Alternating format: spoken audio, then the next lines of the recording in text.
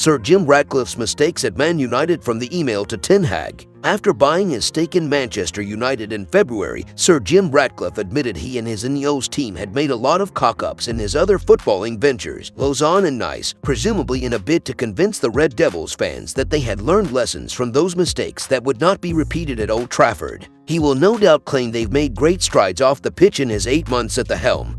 But the club is yet to reap the rewards of that supposed improved structure on the pitch, with United 14th in the Premier League having gone downhill since the British billionaire bought the club, not sacking Erik ten Hag. Incredibly, some of the innumerable Sir Alex Ferguson-era pundits still reckon he needs time, and apparently the United Chiefs are currently of the same mind. Ten Hag has followed up the club's worst ever Premier League season with their worst ever start to a Premier League season, having been handed £200 worth of new signings in the interim, taking his transfer tally in 2 and a bit seasons to £600. There is no identifiable style, with almost every player getting steadily worse on his watch as the club continues to slide further away from Manchester City while their rivals get closer. The FA Cup win granted Ratcliffe and his team the chance to hand Ten Hag an extension, with the lack of a suitable alternative said to be chief among the reasons for sticking with the Dutchman. If continuity made sense then amid widespread change in other areas of the club, it certainly doesn't now, with the team at a point where pretty much anyone else, Thomas Tuchel, Ruud van Nistelrooy, Gareth Southgate, Phil from the King's Arms, would be getting a better tune out of a group of players that aren't half as bad as they look right now. Ratcliffe is now shirking all responsibility, claiming he likes Erik, and at the end of the day it's not my call, despite the fact that, as he knows we all know, if he wanted to sack Ten Hag, he would be out on his ear. In other news, Manuel Ugarte instruction clear as Man United handed toxic Erik ten Hag warning. Manchester United will look to bounce back from a disappointing start to the season with a win over Brentford after the October international break.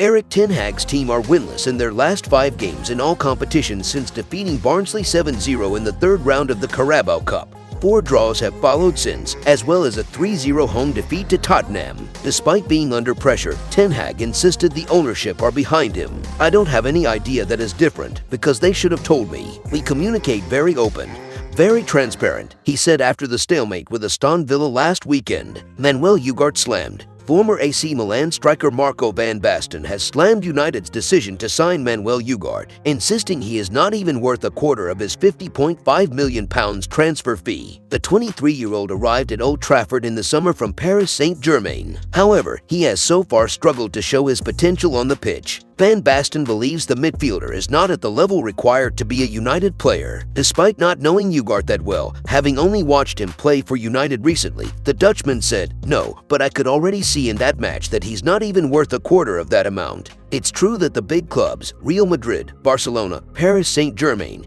Manchester City, Arsenal, they get the better ones, and he always comes with second-rate players. That team has not got better. He remains a good trainer, but if you see the purchasing policy and those boys which were then bought for $700 million, I don't see any return on that. They're still poorly organized. There is no star walking around who organizes it.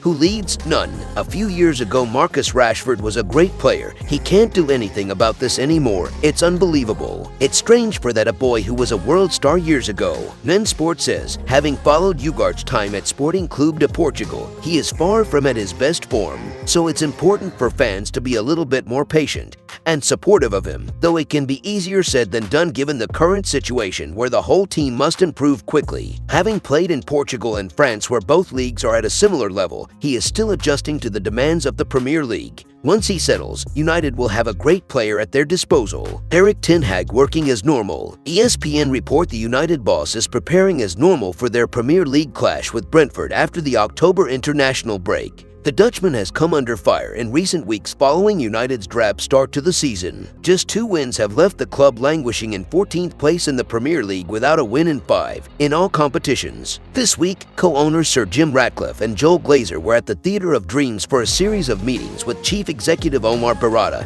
and Ineos Head of Sport Sir Dave Brailsford. Another meeting also took place at the club's Kensington offices in London amid growing pressure on Ten Hag. However, with no clear directive received since those meetings, the 54-year-old is continuing to work as normal. ESPN adds the Dutchman has been in touch with members of his staff who have remained in Manchester this week. If you enjoyed the video, make sure to smash the like button and make sure to subscribe to Man United Hub to get all the latest updates.